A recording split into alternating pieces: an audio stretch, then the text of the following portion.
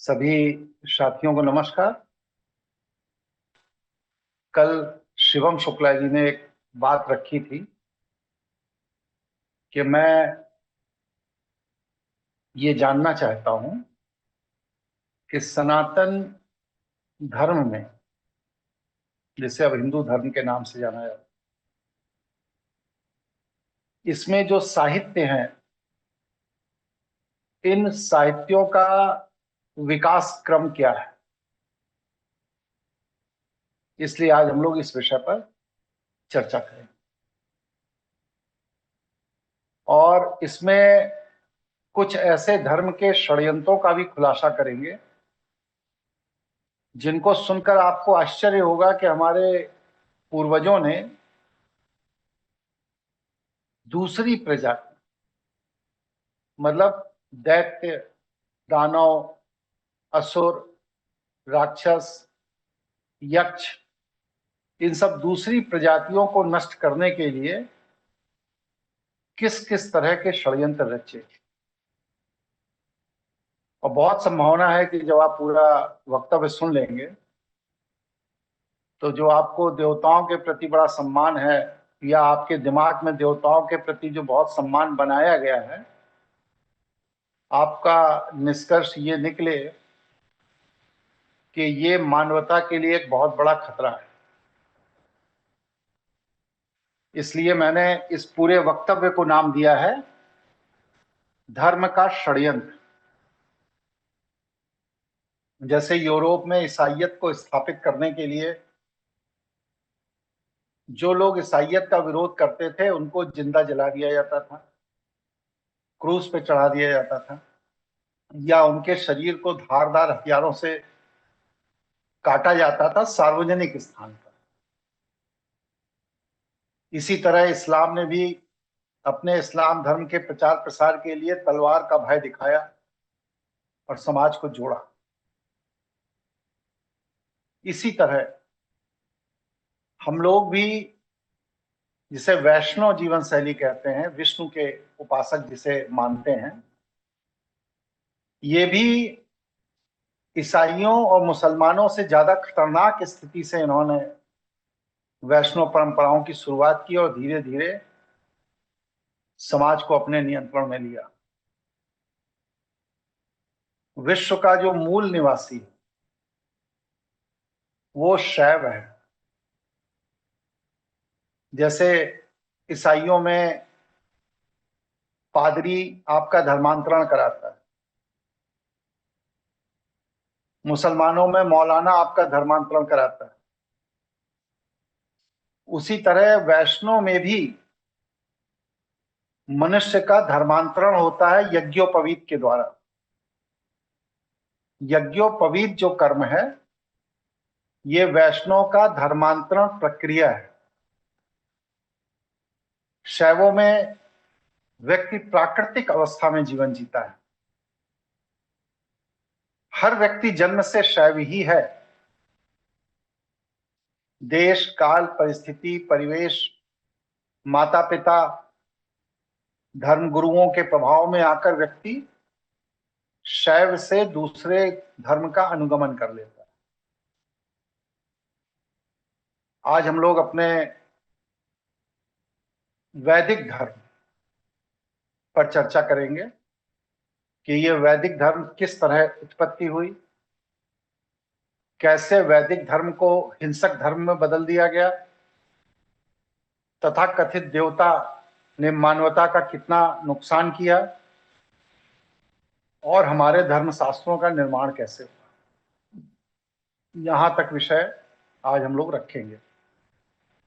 किसी के मन में अभी तक के मेरे दिए हुए वक्तव्य पर कोई चिंता, कोई प्रश्न, कोई जिज्ञासा हुई हो तो आप अपनी बात रख सकते। नहीं है कोई प्रश्न, आगे बढ़ें। प्रणाम गुरु जी। एक प्रश्न था मेरा। जैसे अभी जितने भी शैव ज्योतिर्लिंग है, जी, जितने भी शैव ज्योतिर्लिंग जहाँ भी, वहाँ जो भी पंडित पुजारी है वो भी जनेऊ धारण करते हैं, मोटे मोटे है, तो वो लोग भी क्या मतलब वैष्णव भी है या फिर कैसे क्या? नहीं, वैष्णव परंपरा के कर्मकांडी पंडित है, वो शैव नहीं। जी जी गुरु जी। ठीक है। देखिए, हमारे यहाँ धर्मशास्त्रों में सबसे प्राचीन ग्रंथ किसे माना गया है, बताइए, कोई बता सकता है? वेदों को गुरु जी। हाँ, वेदों को। और वेदों के ज्ञान को अनादि ज्ञान कहा गया है।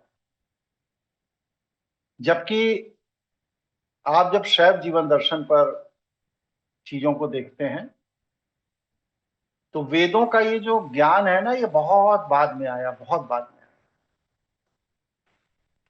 मानवता ने जो ज्ञान की शुरुआत की वो अनुभूति ज्ञान से की। अनुभूति ज्ञान का तात्पर्य क्या है कि मनुष्य ने प्रकृति को ऑब्जर्व किया, देखा, समझा, जाना, प्राकृतिक घटनाओं को देखा कि एक निश्चित चंद्रमा की गति जब 4 बार ऐसे ऐसे हो लेती है, अमावस्या पूर्णिमा, तब गर्मी पड़ती है। फिर जब 4 बार ऐसे ऐसे हो लेती है तो फिर बरसात आ जाती है। फिर 4 बार ऐसे ऐसे हो लेती है तो जाड़ा पड़ता है। इसी तरह सूर्य कभी ठीक सामने निकलता है, कभी वो उत्तर दिशा की तरफ निकलना शुरू कर देता है, कभी दक्षिण दिशा की तरफ निकलना शुरू कर देता है। तो ये प्रकृति का अनुभूति ज्ञान है जिसे मनुष्य ने देखा, समझा, जाना, विश्लेषण किया और उससे अपने जीवन को सहज बनाने के लिए कुछ सिद्धांत स्थापित किए। और ये जो अनुभूति ज्ञान है, ये अनुभूति ज्ञान के सहारे मनुष्य ने 90,000 वर्ष तक जीवन यात्रा की। 90,000। फिर जब पृथ्वी पर ब्रह्म संस्कृति से अलग होकर, क्योंकि ब्रह्म संस्कृति पृथ्वी की संस्कृति नहीं है, ये मंगल ग्रह से आई हुई संस्कृति। तो जब ये मंगल ग्रह से आई हुई ब्रह्म संस्कृति से अलग होकर वैष्णव ने अपनी एक अलग संस्कृति निर्मित की, आज से लगभग 10,000 साल पहले, तब उन्होंने मनुष्य के इस अनुभूति ज्ञान को व्यवसायिक ज्ञान में बदला। मतलब 90,000 साल से मनुष्य ने अनुभूति के द्वारा जो अपनी बुद्धि को विकसित किया था, वह मनुष्य की विकसित बुद्धि वैष्णव लोगों ने इसे व्यवसायिक ज्ञान में बदला। अब मनुष्य की ये बुद्धि विकसित कैसे हुई, बहुत बड़ा प्रश्न है। मनुष्य ने प्रकृति के सिद्धांतों पर विश्लेषण करते करते करते करते प्रकृति से अपनी संवेदनशीलता के द्वारा संवाद शुरू कर दिया। जैसे हम मनुष्य मनुष्य बोलते हैं, आप देखिए बहुत से मनुष्य जीव जंतुओं से संवाद करने लगते हैं। अपने घर में कुत्ता पालते हैं, उससे बात कर लेते हैं, बिल्ली पालते हैं, उससे बात कर लेते हैं, तोता पालते हैं, उससे बात कर लेते हैं। कुछ और संवेदनशील लोग हैं जो अपने घर के बगीचे के अंदर जो पेड़ पौधे निकल रहे हैं उनसे वार्ता करते हैं। ये क्या है? संवेदनशीलता पर आधारित अनुभूति संवाद। और जब मनुष्य ने प्रकृति से अनुभूति संवाद करना शुरू किया तो धीरे धीरे मनुष्य की संवेदनशीलता विकसित होती चली गई और मनुष्य ने ब्रह्मांडीय ध्वनि और संकेतों को समझना शुरू कर दिया। जब चंद्रमा पूरी गति से पूरे प्रकाश के साथ विकसित होता है तो हमारे ब्रह्मांड में किस तरह की ध्वनि होती है। शनि जब निकट आता है पृथ्वी के तब किस तरह की ध्वनि होती है। बृहस्पति जब हमसे दूर जाता है तो किस तरह की ध्वनि होती है। इस तरह के ब्रह्मांडीय ध्वनि और संकेतों को समझना शुरू किया। फिर धीरे धीरे उस ब्रह्मांडीय ध्वनि और संकेतों के साथ अपनी मानसिक तरंगों से मनुष्य ने संवाद शुरू किया।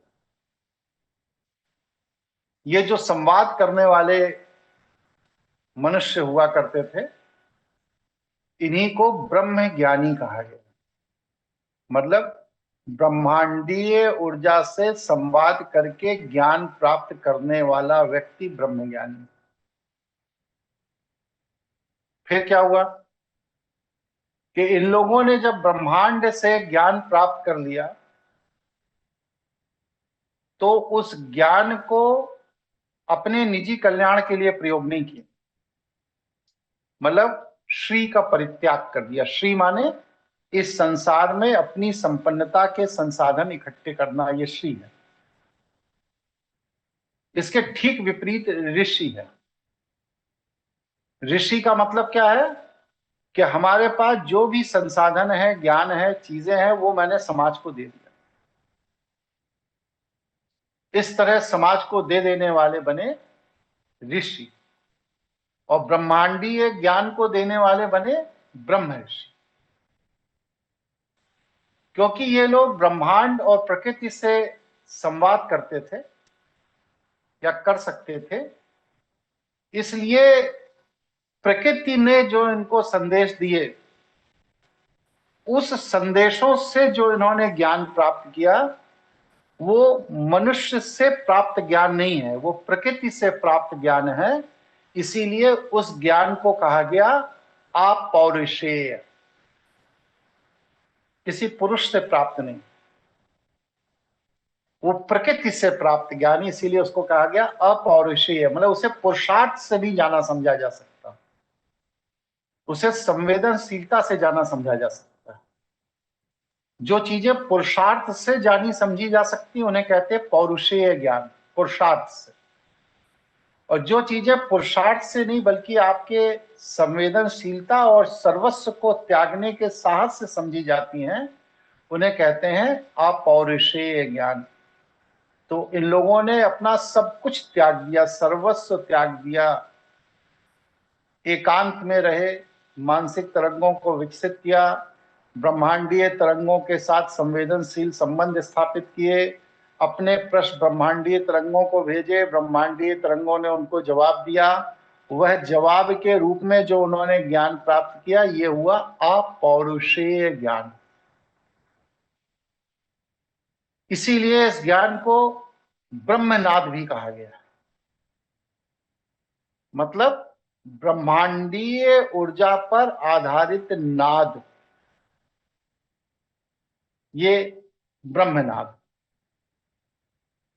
ये जो ब्रह्मांडीय ऊर्जा पर आधारित नाद है जिससे ज्ञान प्राप्त किया, ये मनुष्य द्वारा लिखा बोला नहीं गया, इसलिए इसे मनुष्य से श्रेष्ठ, क्योंकि मनुष्य की वृत्ति है पूर्वाग्रह से पीड़ित होने के कारण कि वह चीजों को कम ज्यादा कर देता है, लेकिन प्रकृति नहीं करती कभी कम ज्यादा। प्रकृति का अपना सिद्धांत है, वो अपने सिद्धांत से चलती। इसीलिए प्रकृति के सिद्धांतों से जो ज्ञान प्राप्त किया गया उसे कहा गया अपौरुषेय ज्ञान। यहां तक मैंने अपनी बात रखी। किसी के मन में यहां तक कोई प्रश्न, कोई जिज्ञासा पैदा हुई हो तो आप अपनी बात रख सकते हैं, प्रश्न कीजिए। गुरुजी, सुशील बोल रहा हूँ। जैसा आपने बताया कि अनुभूति, तो अनुभूति पहला स्तर है या चिंतन पहला स्तर आता है गुरुजी इसमें? और दोनों में डिफरेंशिएट किया है कि चिंतन कर कर अनुभूत किया जाता है या अनुभूत कर कर पहले चिंतन कर लिया एकाग्रता जाता है? आता है, चिंतन बहुत बाद की स्थिति। पहले एकाग्रता आता है, फिर संवेदनशीलता आती है, फिर अनुभूति आती है, तब चिंतन।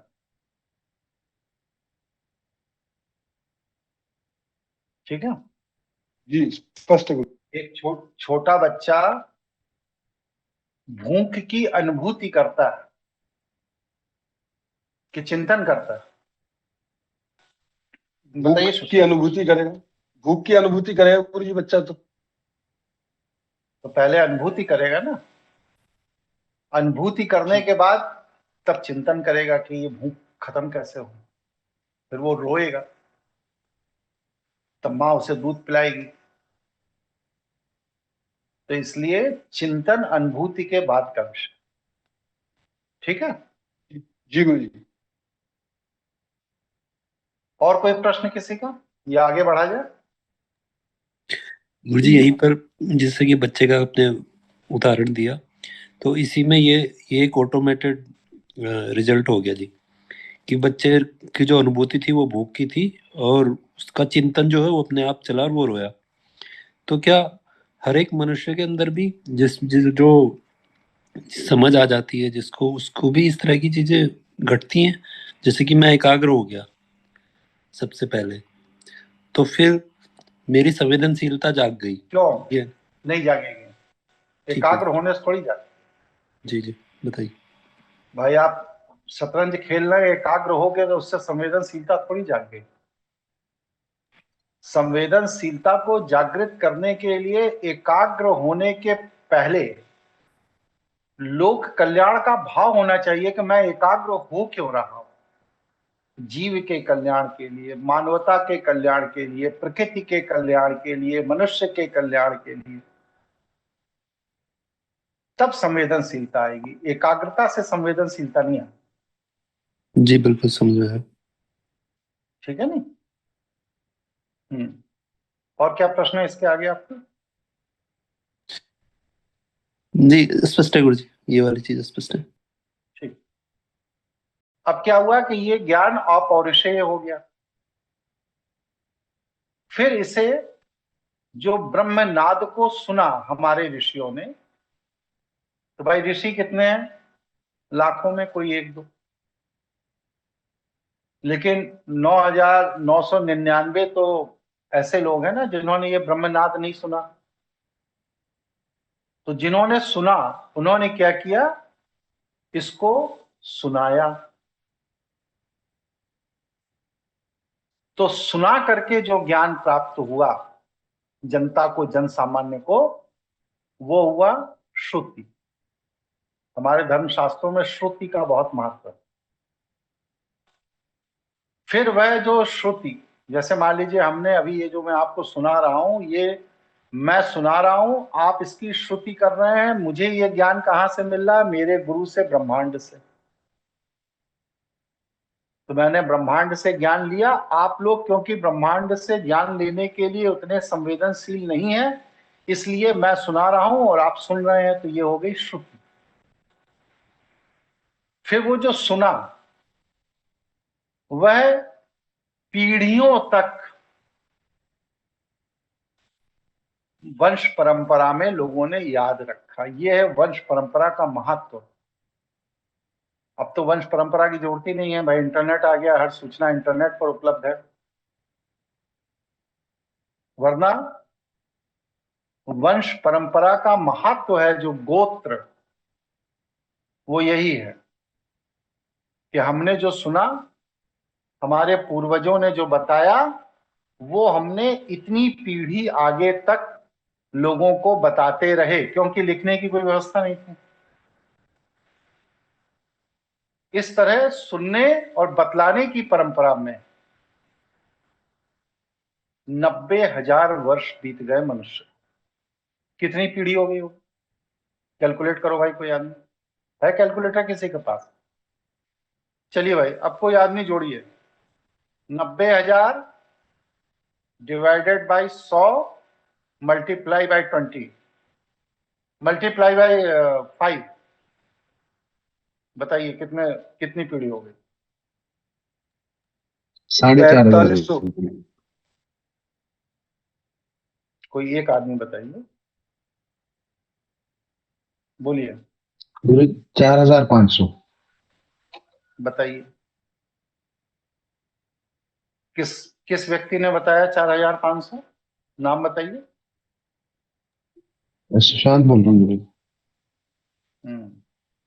सुशांत जी, आपके पिताजी का क्या नाम है? रवि कुमार नाम है गुरु। उनके पिताजी का क्या नाम है? किरनीलाल। और उनके पिताजी, आप कितने पीढ़ी तक अपने पूर्वजों का नाम बतला सकते हैं? गुरु जी 4 पीढ़ी तक। 4 पीढ़ी तक। अब सोचिए कि आप जिस कुल वंश के हैं उसकी 4 पीढ़ी के नाम नहीं बता पा रहे हैं।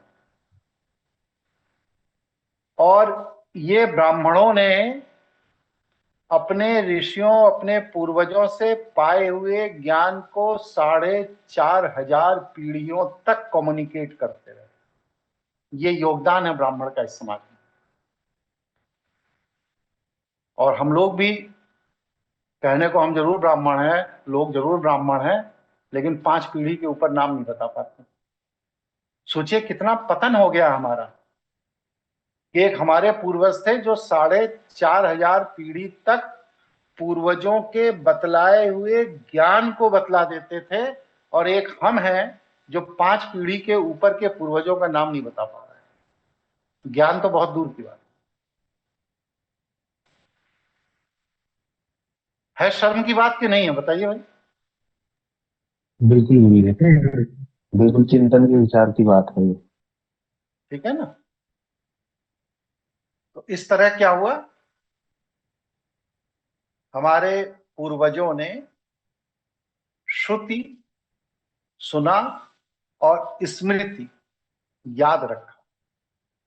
कितनी पीढ़ी तक?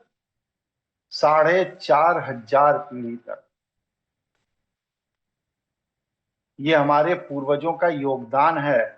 इसी को कहा गया है ऋषि ऋण, पितृ ऋण। अगर हमारे पूर्वज अपनी याददाश्त को इतना अच्छा न रखे होते कि वो 4,500 पीढ़ियों तक ब्रह्म ज्ञान को कम्युनिकेट करते रहते, तो आज मानवता का विकास नहीं होता। आज हम लोग भी कुत्ते बिल्ली की तरह हर नई पीढ़ी में नया आसरा ढूंढ रहे होते। आज जो पैतृक संपत्ति या पैतृक ज्ञान का लाभ हमें अपने जीवन में मिलता है, ये लाभ नहीं मिल रहा होता। ये हमारे पूर्वजों का, ऋषियों मुनियों का हमारे ऊपर ऋण है। ये ऋण कैसे उतरेगा? ये ऋण उतरेगा आप जब अपनी अगली पीढ़ी को वह समग्र ज्ञान देंगे जो आपने पूर्वजों से सीखा, जैसे मैं दे रहा हूं। अगर मैं अपने पूर्वजों को फॉलो करके यहां तक ज्ञान को लेकर आया हूं, तो ये मेरी जिम्मेदारी है कि मैं अगली पीढ़ी को यह ज्ञान दूं। ठीक है। फिर क्या हुआ कि ये ज्ञान श्रुति हो गई, और पूर्वजों द्वारा जो बतलाया गया वो पूर्वजों ने स्मृति में रखकर हमें बताया, तो ये हो गई स्मृति। यही पुत्र का महत्व है। ब्राह्मणों में पुत्र संतति का महत्व यही है, बस और कुछ नहीं। क्योंकि स्त्री संतति, जिसकी क्या मान लो लड़की लड़की हो गई, लड़का नहीं हुआ, तो क्या होगा?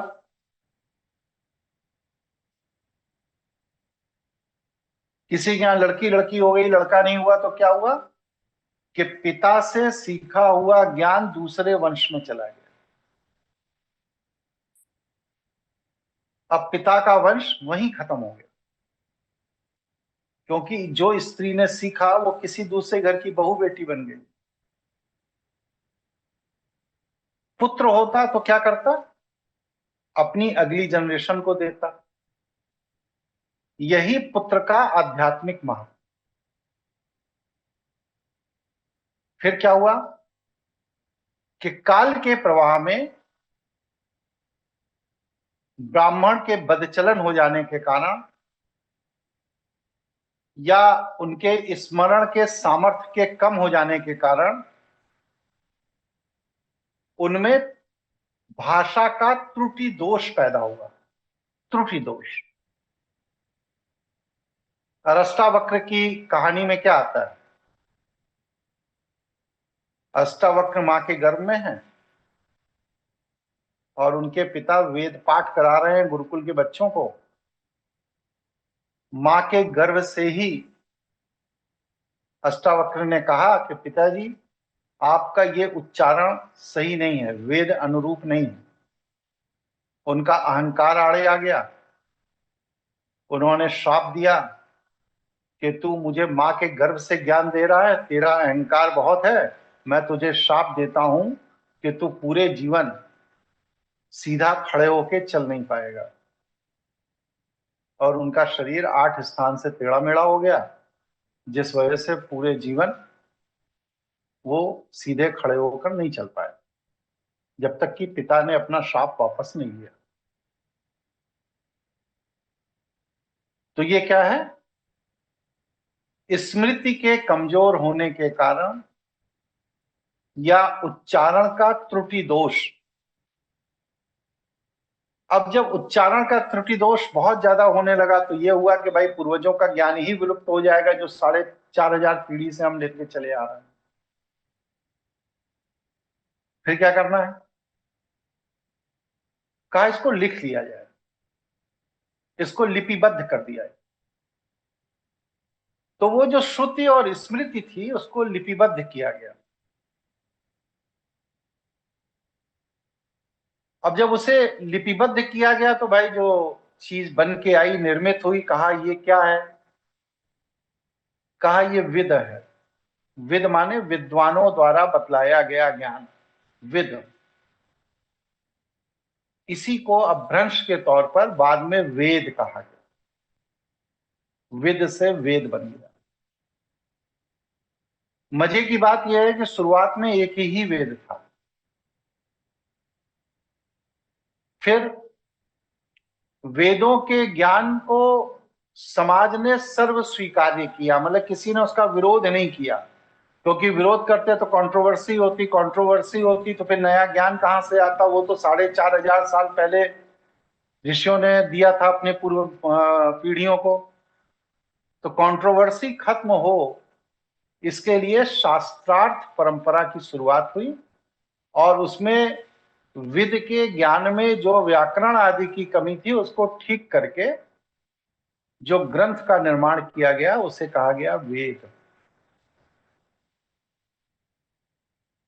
किसी के मन में कोई प्रश्न, कोई जिज्ञासा पैदा हुई हो तो पूछे।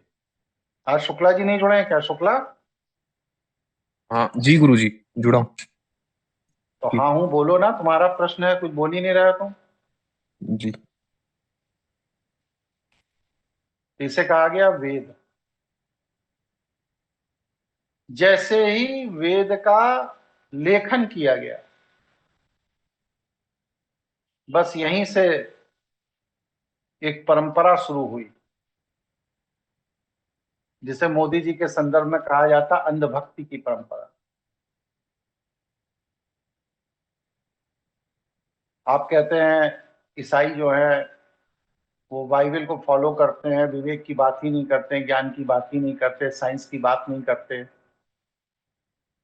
मुसलमान है कुरान को फॉलो करते हैं, पंजाबी है वो गुरु ग्रंथ साहब को फॉलो करते हैं। आपकी भी यही कमी है। किसी दूसरे को कहने के पहले अपने ऊपर भी विचार करिए कि आप भी वेदों को फॉलो करते हैं। आपके वेदों में बहुत से सिद्धांत ऐसे हैं जो नॉन साइंटिफिक हैं, बहुत से सिद्धांत उस देश काल परिस्थिति में वो साइंटिफिक रहे होंगे,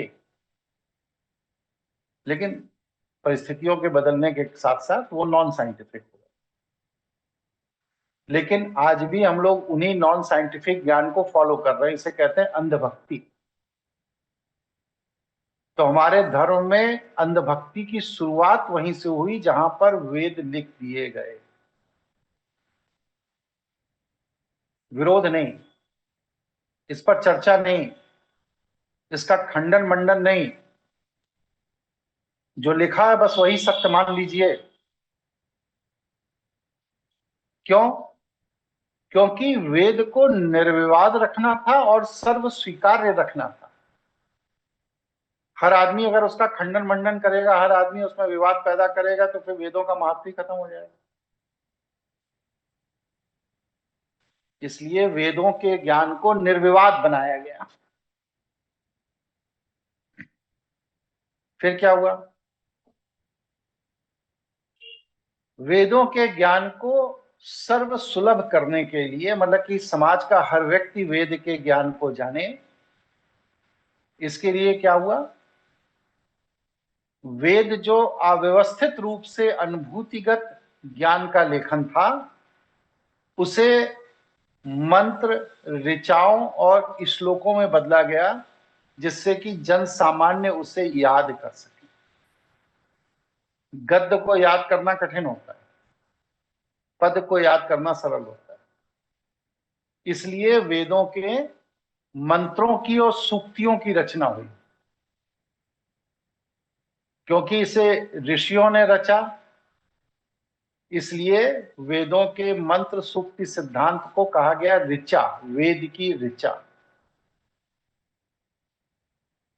अब ऋचा अर्थात ऋषियों द्वारा रचा गया ज्ञान, और कोई मतलब नहीं है ऋचा का। ऋचा का निर्माण होने के बाद क्या हुआ कि यह वेद, क्योंकि सर्व स्वीकार्य थे हर समाज में, और ज्ञान का यही एकमात्र माध्यम थे, और कोई दूसरा स्रोत नहीं था, तो क्या हुआ कि देवताओं ने इन वेदों को दूषित करना शुरू किया अपने प्रभाव को बढ़ाने के लिए। कैसे? जैसे इंद्र हैं, उन्होंने जल पर नियंत्रण कर लिया, और इंद्र और इंद्राणी के संवाद के रूप में वेदों में अपने ऋषियों से ऋचाएं डलवानी शुरू कर दी। अग्नि देवता, जो एक राजा थे, अग्निदेव मनुष्य थे, उन्होंने अग्नि पर अपना कॉपीराइट ले लिया, कहा जो अग्नि को प्रयोग करेगा वो हमें टैक्स देगा, और उन्होंने अग्नि पर ऋचाएं डलवानी शुरू कर दी। इसी तरह किसी ने, वरुण ने हवा पर शुरू कर दी। तरह तरह के प्राकृतिक संसाधन जो मानवता के कल्याण के लिए पिछले 90,000 सालों से प्रयोज्य थे, उन प्राकृतिक संसाधनों पर देवताओं ने कब्जा कर लिया और कहा कि ये अब मेरा हो गया। जैसे नीम का पेड़ आपके पूर्वजों ने लगाया, आपके आंगन में लगा है, आपके गेट के बाहर लगा है, लेकिन नीम की पत्ती का कॉपीराइट जो है वो अमेरिका की एक्स कंपनी के पास है। पेड़ आपका, पत्ती आपकी, लगाया आपके पूर्वज ने, पोषण आपने दिया, आपके खेत में लगा है, आपके मकान में लगा है, लेकिन उसकी पत्ती का अगर आप कोई मेडिकल प्रयोग कर रहे हैं तो उसकी रॉयल्टी उस कंपनी को देनी पड़ेगी, अगर आपने उसको ब्रांड बना के मार्केट में उतारा तो।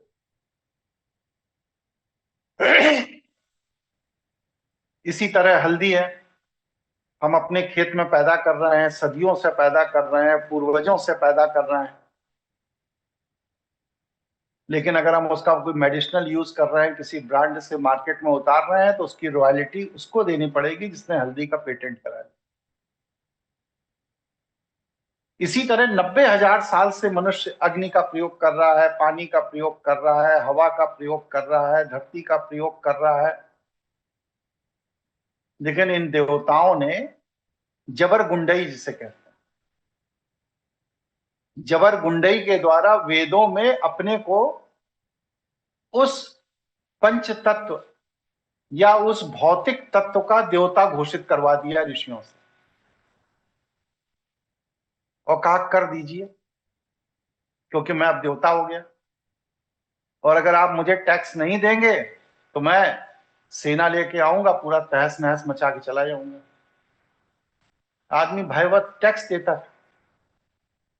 तो ये जो उगाही है, अवैध उगाही या गुंडा टैक्स जिसे आप कह सकते हैं, इसकी शुरुआत यहीं से हुई। यहां तक किसी के मन में कोई प्रश्न, कोई जिज्ञासा हो तो पूछिए। मैं कोई बात कह रहा हूं, मेरा खंडन करना है, खंडन भी कीजिए, लेकिन मैं अपने शोध से जिस निष्कर्ष पे पहुंचा हूं वो बता रहा हूं। जी गुरु जी अमित बोलो। गुरु जी, जब हम देवता की बात कर रहे हैं तो हम उस संस्कृति की बात कर रहे हैं जो मंगल ग्रह से आई है और जिनके सामने देव लगा था। देखने में सामान्यतः वो मनुष्य की तरह ही थे सब लोग, जिन्होंने पृथ्वी पर आकर अब शरण लिया था, या कह सकते हैं कि किसी भूभाग पर कब्जा किया था। ये मेरी समझ है गुरु जी, क्या मैं सही? बिल्कुल बिल्कुल सही है, ठीक। बिल्कुल सही। तो गुरुजी वो लोग कॉर्पोरेट मॉडल में जीते रहे होंगे, तभी उन्होंने यहाँ पर वो तभी मॉडल तो लाया। मंगल ग्रह पर कॉर्पोरेट मॉडल में जीते थे, तभी तो युद्ध में अपना सर्वस्व का विनाश करके भाग के दूसरे ग्रह पे आए। जैसे कि अब आप पृथ्वी का सर्वनाश करके एलॉन मस्क लगे हैं सबको दोबारा मंगल पे ले जाके बसाने के लिए। भाई दोबारा मंगल पर जाने का विचार आ क्यों रहा? क्योंकि उन्हें मालूम है कि अगले 100-150 साल के अंदर ये पृथ्वी परमाणु हमलों से नष्ट हो जाएगी, यहाँ रहने लायक नहीं बचेगा। इसलिए जो अपने प्रबुद्ध क्लास के लोग हैं 10-5 हजार उन्हें ले जाके मंगल पर बसा दिया जाएगा, फिर नई जी जनरेशन शुरू होगी। आप लोग उसी तरफ बढ़ रहे हैं, ठीक है? स्पष्ट? आगे बढ़े।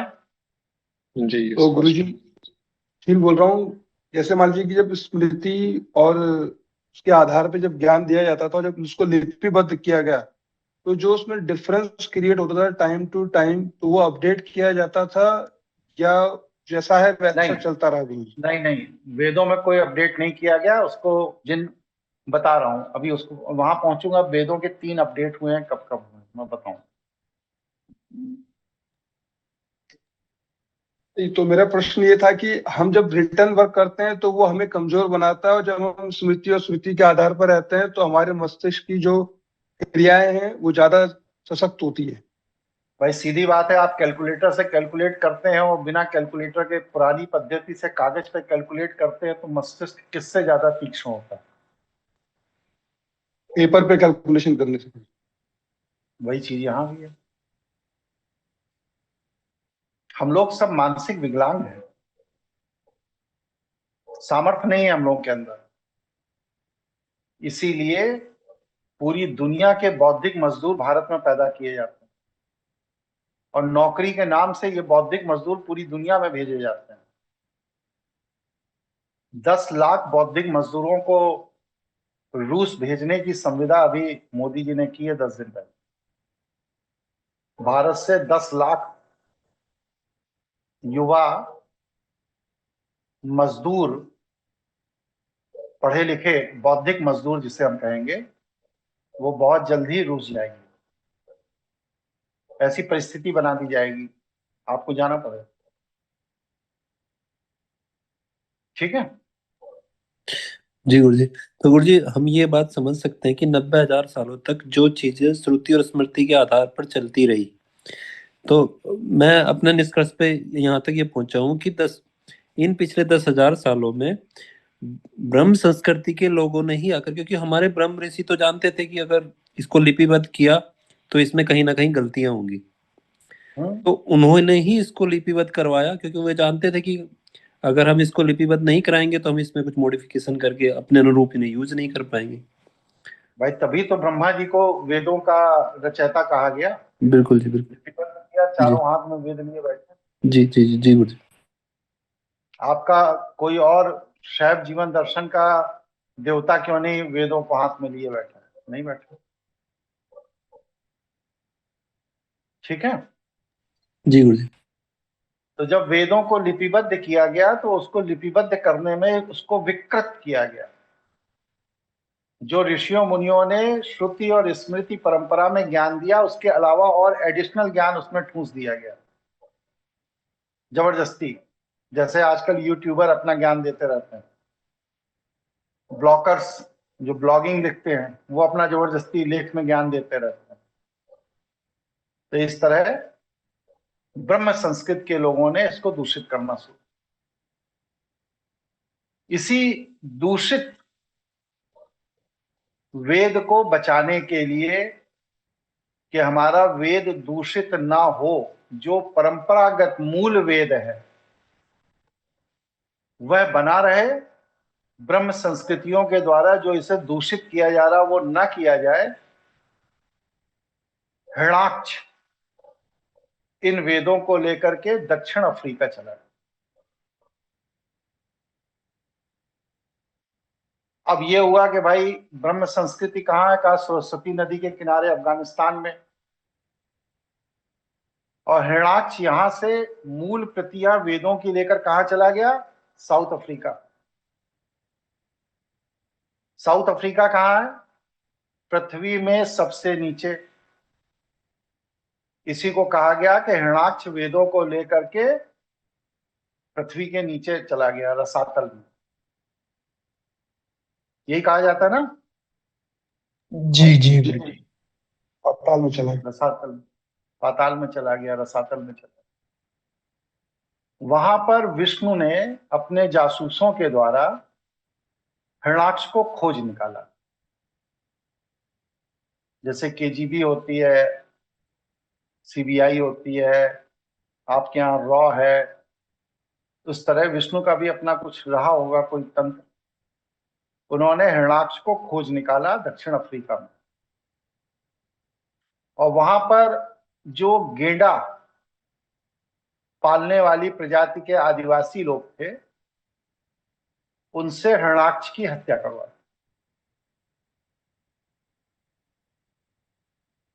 और क्या कहा, क्योंकि विष्णु ने पूरे नेटवर्क को संभाला था,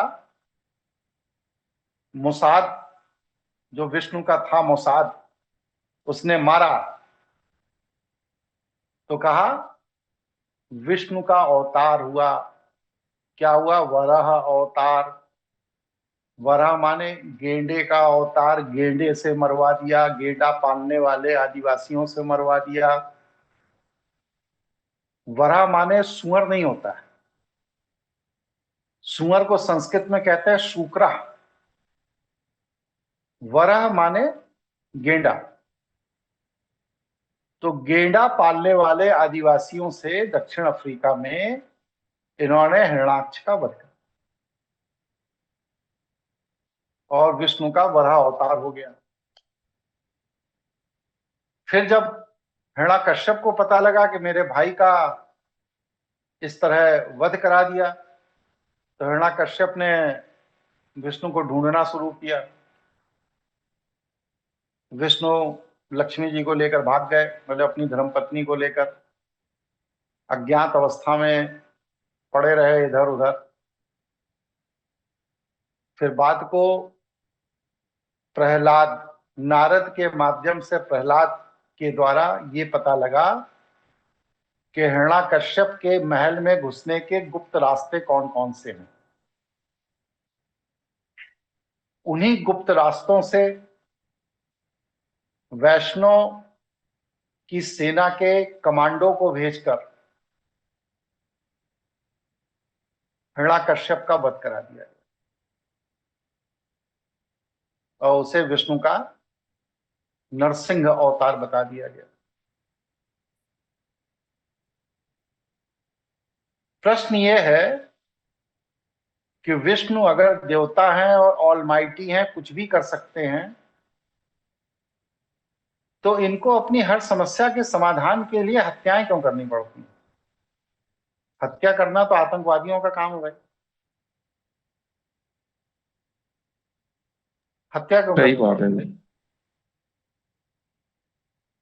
और अगर आपको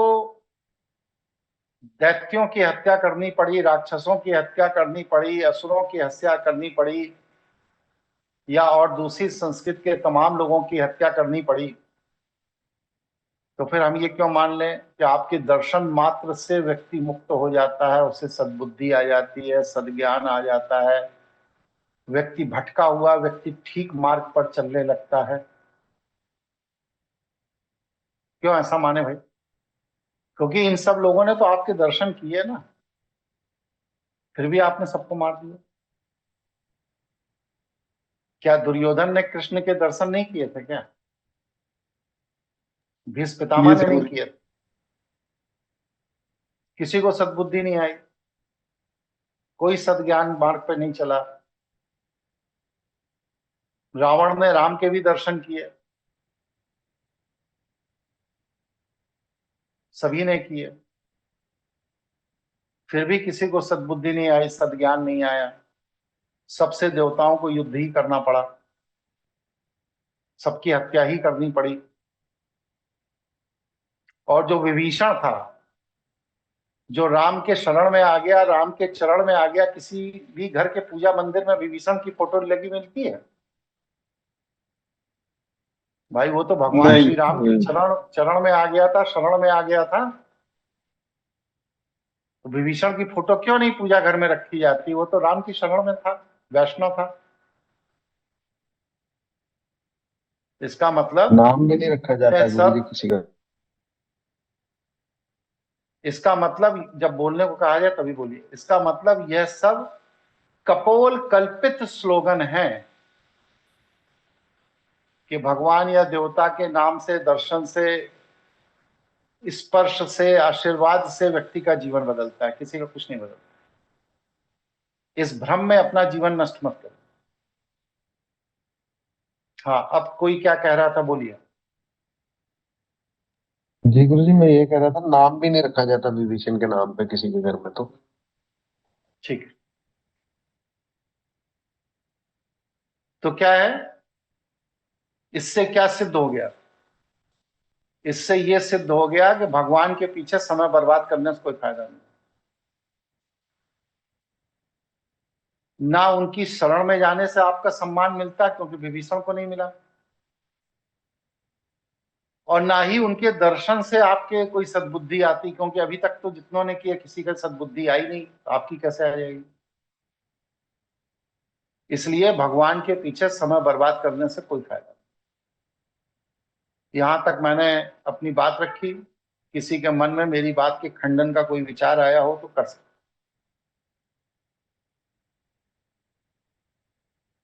है कोई विचार? नहीं गुरुजी, खंडन तो नहीं है, लेकिन कुछ चीजों को समझने के परिप्रेक्ष्य से, जैसे हिरणाक्ष और हिरण्यकश्यप, ये अब हम ये मान के चल रहे हैं कि ये दोनों जो लोग थे, ये शैव संस्कृति की रक्षा करने के लिए, इसलिए रक्त संस्कृति से लोग थे, इसलिए इन्हें राक्षस कहा गया, जैसा कि आपने हमें पहले बताया था। तो ये लोग रक्त संस्कृति से थे गुरुजी। नहीं, ये असुर संस्कृति। जी गुरुजी। रक्ष संस्कृति की शुरुआत रावण ने की थी। रावण के आगमन के पहले देवताओं से जो संस्कृति लड़ रही थी वो दैत्य, दानव और असुर, ये लोग असुर संस्कृति। जी गुरुजी, स्पष्ट है। ठीक। हेलो। तो मतलब क्या हुआ कि भगवान सर्वशक्तिमान नहीं है, उसे भी अपना काम करने के लिए छल, कपट, प्रपंच, षड्यंत्र, युक्ति, हत्या और युद्ध का सहारा लेना पड़ता है। तो अगर आपको अपने रक्षा के लिए इन मार्गों को चुनना पड़े तो ये कोई पाप नहीं। छल को छल से जीता जाएगा, कपट को कपट से जीता जाएगा, प्रपंच को प्रपंच से जीता जाएगा, षड्यंत्र को षड्यंत्र से जीता जाएगा। अगर कोई व्यक्ति ये कहता है कि ऐसा नहीं है, भगवान सबकी रक्षा करते हैं, तो इतिहास का ये प्रमाण है कि जो भगवान का अनुगमन किया उसका सर्वनाश हो गया और भगवान रक्षा करने नहीं आए। कपोल कल्पित कहानियों में मत जाइए। कोई भगवान किसी की रक्षा करने नहीं आए। नादिर शाह ने लाशों के ढेर लगा दिए, अंग्रेजों ने लाशों के ढेर लगा दिए, फ्रेंच ने लाशों के ढेर लगा दिए, डच ने लाशों के ढेर लगा दिए, मुसलमानों ने लाशों के ढेर लगा दिए और आज भी लगा रहे हैं।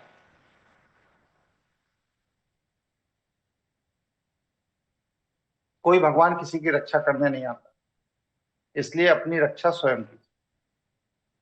चलिए अब हम अपने विषय पर आते हैं। वेद क्योंकि पृथ्वी का एकमात्र प्रमाणिक ग्रंथ था, अतः देवताओं ने इसे दूषित करने के लिए और देवताओं को जो महिमा मंडित करने के लिए वेदों में मिलावट कराई।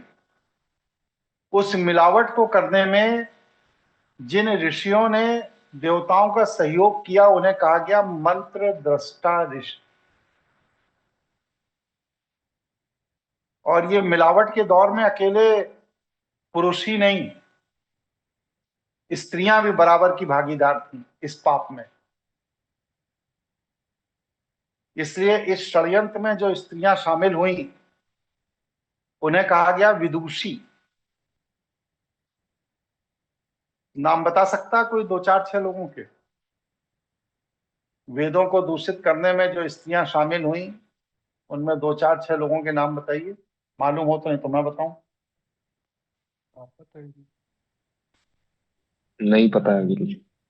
चलिए, शर्म करो, शुक्ला ब्राह्मण होकर कुछ नहीं मालूम तुम। अगस्त ऋषि की पत्नी लोपमुद्रा, वशिष्ठ ऋषि की पत्नी अरुंधति,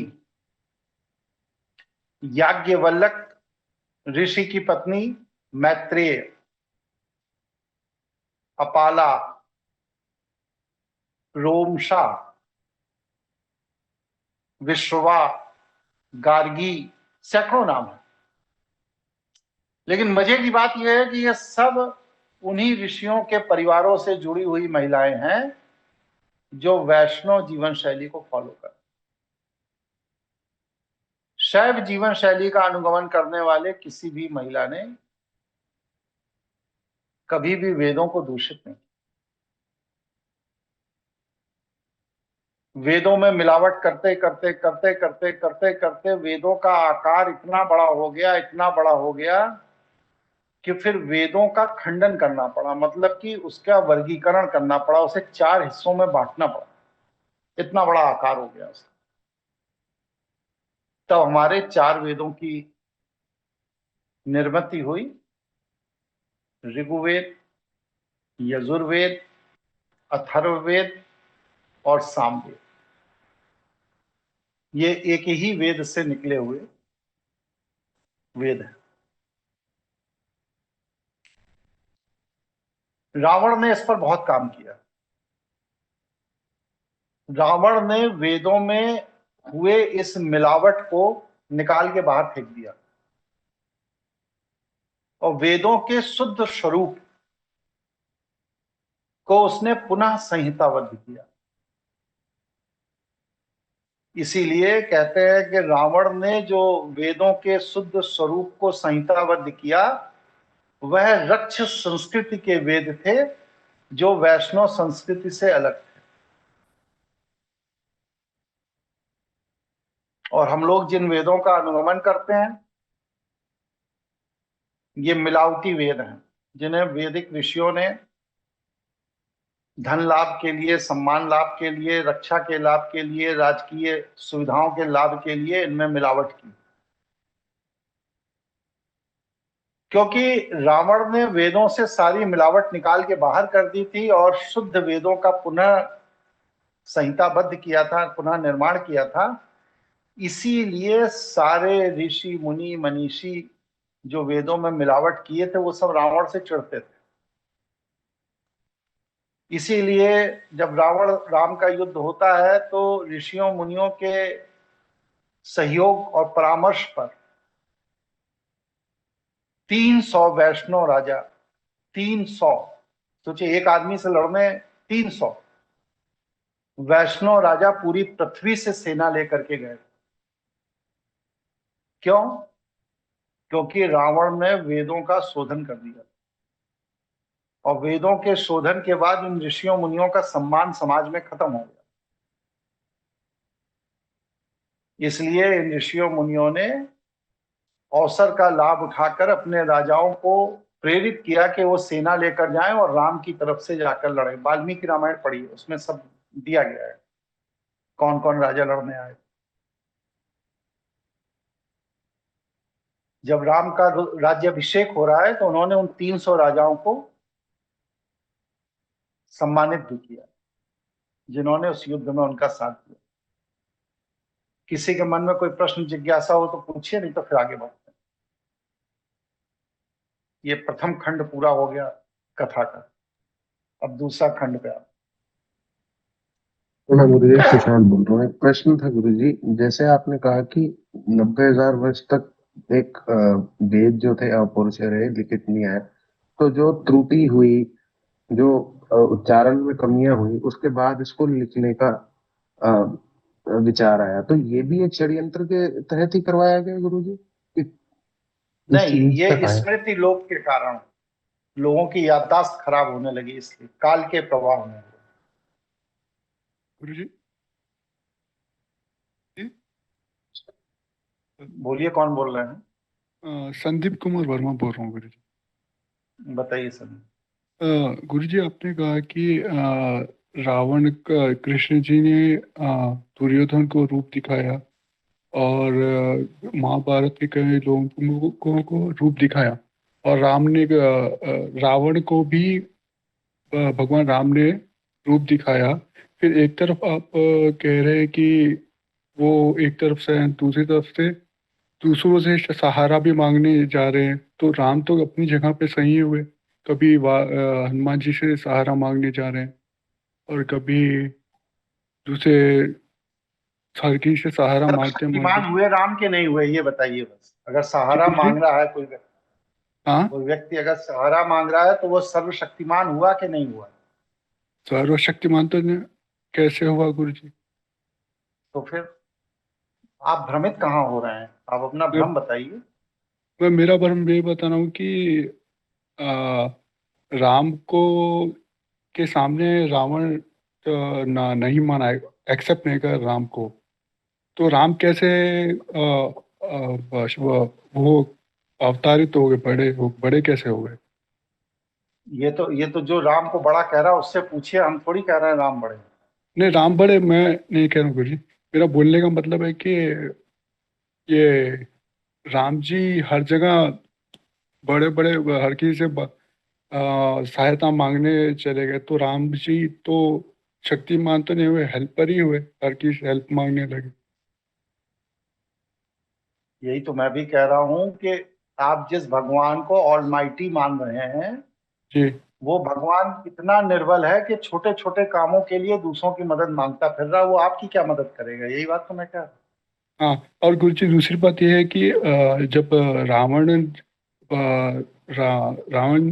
राम से लड़ रहे थे, तो भगवान शुक्राचार्य के कौन से कहने पर उन्होंने उनके विचार को एक्सेप्ट नहीं किया रावण ने कि राम से लड़ाई मत करो? कहाँ कहाँ से पढ़ के आए हैं आप? क्या नहीं करते हैं सर, संदीप जी आप? नहीं आपने एक बार के इसमें लेख में मैंने पढ़ा था कि शुक्राचार्य ने कहा था कि है ना, राम से मत लड़ना बोल के। वो लेख का आप लिंक ढूंढ के दीजिए।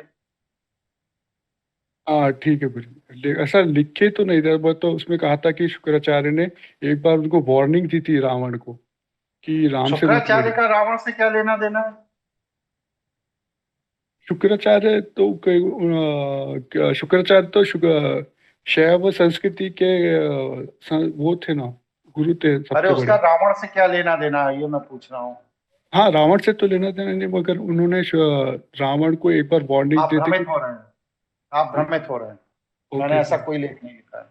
ओके ओके ठीक है, थैंक यू गुरु। ये देखिए, स्मृति दोष इसे कहते हैं कि मेरा नाम लेकर मेरे ही सामने ऐसी बात को बता रहे हैं जो मैंने कभी लिखा ही नहीं। ये नहीं वो स्मृति दोष। ठीक है गुरु, सॉरी गुरु जी, माफ नहीं, करना। सॉरी की बात नहीं है। अभी अगर मैं जीवित ना रहूं और आप अगर ये बात समाज में बताने लगेंगे, तो मेरे नाम और मेरी गुडविल का सहारा लेके बताएंगे, तो आपका तो कुछ नहीं बिगड़ेगा, क्योंकि आपका काम ही है भ्रमित रहना। नहीं नहीं, भ्रमित लेकिन वर्ड हमारे तो शेयर नहीं पूरे, कर। सुनिए मेरी बात सुनिए पहले। जी गुरु जी, लेकिन मेरे तो जीवन भर के शोध कार्य पर आप कलंक लगा देंगे ना, गलत सूचना देकर। ठीक हो गया, अभी तक तो इससे भी शेयर नहीं करूँ सब बात। नहीं, वो मेरे आप पास कर भी नहीं पाएंगे, क्योंकि जब आपको याद ही नहीं रहता कुछ, तो आप शेयर क्या करेंगे? सही बात है, सॉरी गुरु जी, माफ करना, माफी चाहता हूँ। ध्यान से पढ़िए। ठीक है गुरु, ज्ञान को प्राप्त करना है, ध्यान से पढ़िए। माफी चलिए चाहता हूँ, सॉरी। अपने विषय पर। तो क्या हुआ कि वेदों का वर्गीकरण हुआ। जब वेदों का वर्गीकरण हुआ तो यहां से फिर ब्राह्मणों का भी वर्गीकरण हुआ, क्योंकि वेद टुकड़ों में बटे।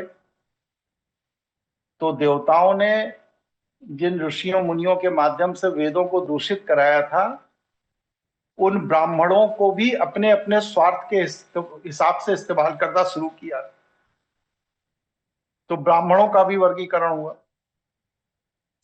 फिर ब्राह्मणों का जो वर्गीकरण हुआ, तो जो वैदिक ब्राह्मण हुए जिन्होंने वेदों पर टिप्पणी की, तो जैसे ऋग्वेद पर अगर किसी ने टिप्पणी की तो उसको ऐत्रेय ब्राह्मण कहा। अगर किसी ने यजुर्वेद पर टिप्पणी की तो उसको कहा गया शतपथ ब्राह्मण। किसी ने सामवेद पर टिप्पणी की जिन ब्राह्मण समूहों ने, उन्हें क्या, तांड्य ब्राह्मण। जिन्होंने अथर्ववेद पर टिप्पणी की उन्हें क्या कहा गया, गौपथ ब्राह्मण। और फिर बाद को इन्हीं ब्राह्मणों के उप समूह बनते चले गए कर्म अनुसार। यजुर्वेद के शुक्ल पक्ष का जो कर्मकांड पूजा आदि कराने लगे उन्हें कहा गया शुक्ला ब्राह्मण। जो जगह जगह जाकर के सार्वजनिक स्थानों पर वेद पाठ का कार्य करते थे उन्हें कहा गया पाठक ब्राह्मण। जो दो वेदों के कर्मकांड कराते थे उन्हें कहा गया द्विवेदी ब्राह्मण।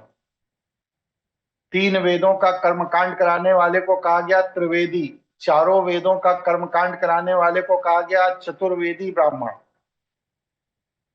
जो नदियों के किनारे पंडा का कर्म करते थे उन्हें कहा गया पांडे ब्राह्मण।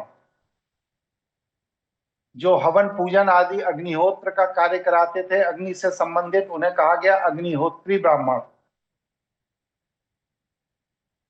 जो गुरुकुल चलाते थे उनको कहा गया, क्योंकि वे दीक्षा का कार्य करते थे, उन्हें कहा गया दीक्षित ब्राह्मण। उन गुरुकुलों में जो टीचर पढ़ाते थे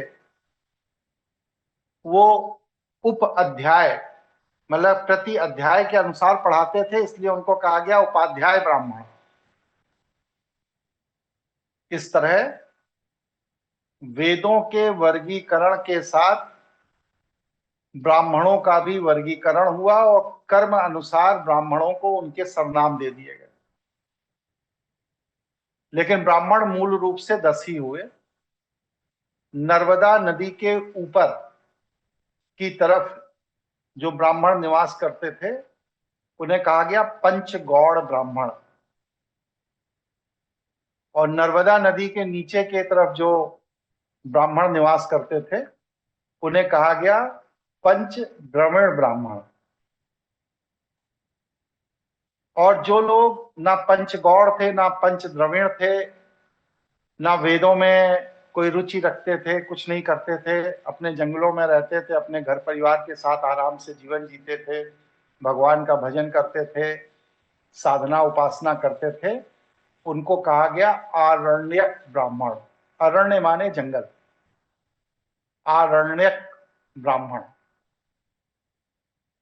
ये आरण्यक ब्राह्मण तटस्थ थे,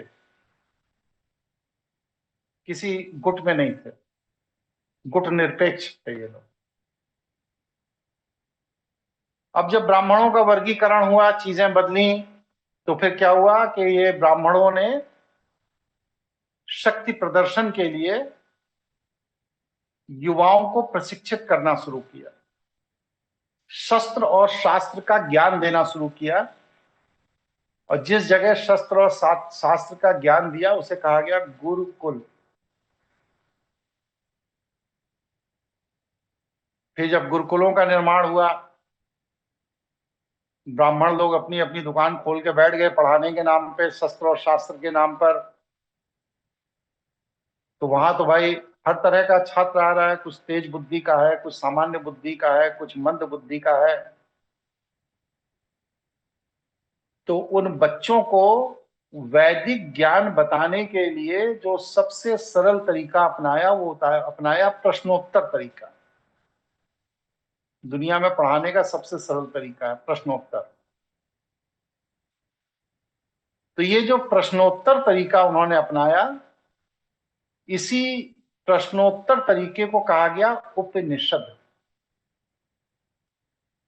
उपनिषद कुछ और नहीं है, एक तरह का गुरुकुल का सिलेबस है। जो लोग पुराने होंगे वो एग्जामिनेशन वगैरह जो देते थे तो इम्पोर्टेंट क्वेश्चन सीरीज आती थी, याद है भाई किसी को? विवेक जी सिंह जी जी जरूर गुरु पढ़े जी। होंगे। जी गुरु जी।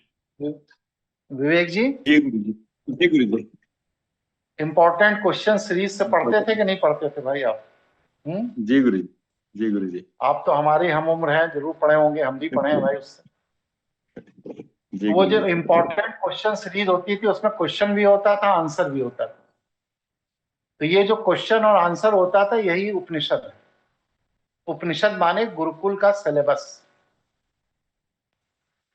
अब जब क्वेश्चन आंसर के फॉर्म में पढ़ाना शुरू किया गया तो अनुभूति विज्ञान, जो वेद का मूल था कि अनुभूति के आधार पर ज्ञान को प्राप्त करना, ये परंपरा खत्म हो गई। इसीलिए उपनिषदों को वेदांग कहा गया, वेदांत। इसीलिए उपनिषदों को वेदांत कहा गया, मतलब यहां से वेद की परंपरा खत्म हो गई, अब वेद का अंत हो गया। अब क्या हो गई? धर्म की दुकानें खुल गई, पाठशालाएं खुल गई, गुरुकुल खुल गए। ये जो अनुभूति ज्ञान था, इसकी परंपरा खत्म होने के बाद जब वेदांत ज्ञान की परंपरा शुरू हुई तो इसमें नई नई शाखाओं का निर्माण हुआ। तो वेदों की 4 शाखाएं इसमें से निकली, जिन्हें कहा गया वेद अंग, वेदांग, जिसमें वेदों को बोलने की कला, शिक्षा, वेदों के अनुष्ठान की कला, कल्प या भाषा बोध कह सकते हैं। वेदों के अंदर जो शब्द प्रयोग किए गए उनका क्या अर्थ हो सकता है, इंसाइक्लोपीडिया, इसे कहा गया प्रयुक्त, निरुक्त। फिर वेदों में जो संगीत वाला पोर्शन था उसको एक अलग शाखा बनाई गई, उसे कहा गया छंद।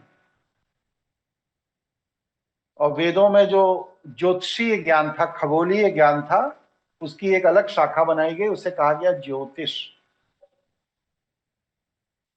इस तरह वेदांत और वेदांग, ये 2 अलग अलग चीजें हुई। वेदांत उपनिषद हो गए और वेदांग वेदों पर आधारित ज्ञान के 6 अलग अलग खंड। यहां तक किसी को मेरे बात के कुछ पूछना हो, कहना हो तो पूछ लीजिए, फिर और गंभीर विषय आगे बढ़ा रहा हूं। कैसा लग रहा है भाई क्लास आप लोगों को? नई सूचना मिल रही कुछ? जी गुरु जी। जी गुरु जी।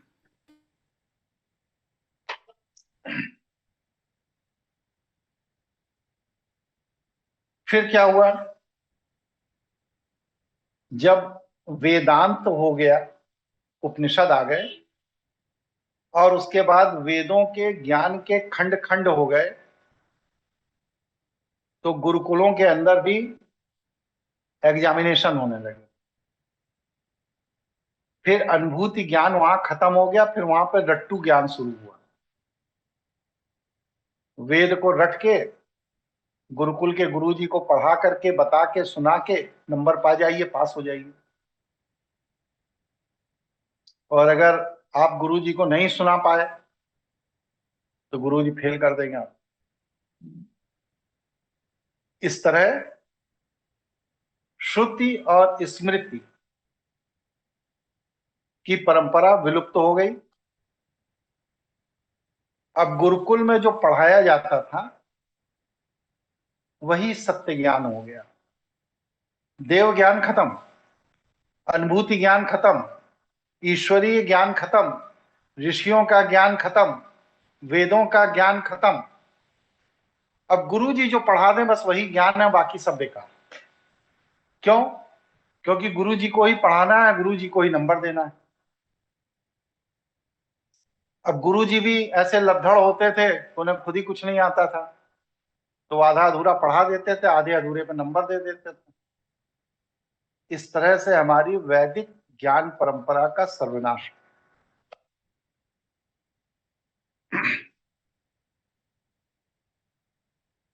स्पष्ट हुआ?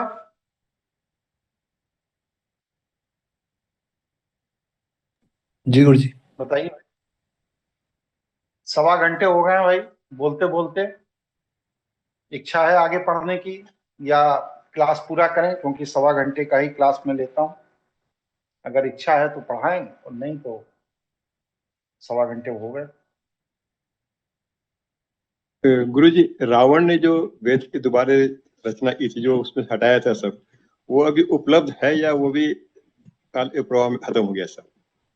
काल के प्रवाह नहीं, राम के प्रवाह। जी जी। चलिए बताइए, आगे पढ़ना है या यहाँ पूर्ण करें? पढ़ना है आगे गुरु जी, दोबारा देख। पढ़ना है गुरु जी। जी पढ़ना है गुरु जी। नहीं गुरु जी। तो फिर क्या हुआ कि गुरुकुलों के अंदर ज्ञान खत्म हो गया। अब गुरु जी जो कहें बस वही हो। इसका दुष्परिणाम क्या हुआ? इसका दुष्परिणाम यह हुआ कि चरित्रहीन गुरु के यहां चरित्रहीन शिष्यों की उत्पत्ति होने लगी। अब जो गुरुकुल की बड़ी तारीफ करते हैं, उनसे कभी पूछिए कि भैया दुर्योधन भी तो उसी गुरुकुल में पढ़े थे जहां युधिष्ठिर पढ़े थे, किसी दूसरे गुरुकुल में पढ़े थे? उसी गुरुकुल में पढ़े थे। और युधिष्ठिर गुरुकुल में पढ़ने के बाद जिंदगी भर जुआ खेलते रहे। अगर गुरुकुल में पढ़ने के बाद वो अपने जुआ खेलने की वृत्ति को नियंत्रित नहीं कर पाए तो उस गुरुकुल की शिक्षा का महत्व क्या है? और दुशासन अगर द्रौपदी का अपमान कर रहा है, स्त्री का सम्मान नहीं कर पा रहा है, तो उस गुरुकुल में दुशासन के पढ़ने का क्या मतलब है? तो ये गुरुकुल जो है, ये लकीर पीटने वाली परंपरा के अलावा और कुछ नहीं था। इसीलिए इन गुरुकुलों से निकले हुए अपराधी ही उस समय के समाज की सबसे बड़ी समस्या।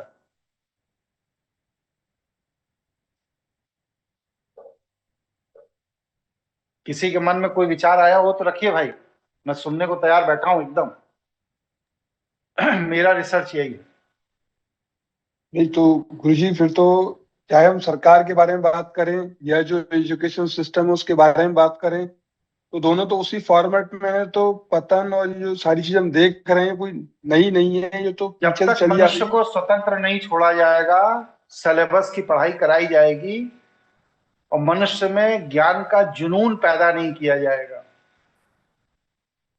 तब तक स्कूल यूनिवर्सिटी का ज्ञान बौद्धिक मजदूर पैदा कर सकता है, ज्ञानी व्यक्ति पैदा नहीं कर सकता। कबीरदास किसी गुरुकुल में नहीं पढ़े थे,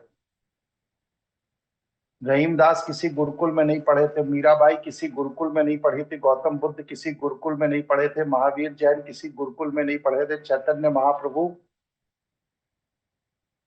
किस गुरुकुल में भक्ति सीखी? इसी लेकिन आज वो आदर्श हैं, उन्हें हम याद करते हैं। रैदास जी किसी गुरुकुल में पढ़ने नहीं गए, क्योंकि वो स्वतंत्र चिंतन करते हैं, चैतन्य अवस्था में जीवन जी रहे हैं। और गुरुकुल जो जाता है उसकी बुद्धि कुंद कर दी जाती है। आपके मदरसे और गुरुकुल में बहुत फर्क नहीं है। मदरसे में पढ़ने वाला आतंकवादी बनता है, वैसे ही आपके पहले गुरुकुलों में पढ़ने वाले आतंक क्या करते थे। ठीक है जी गुरुजी। तो क्या हुआ, इतना हताश निराश से हो गए?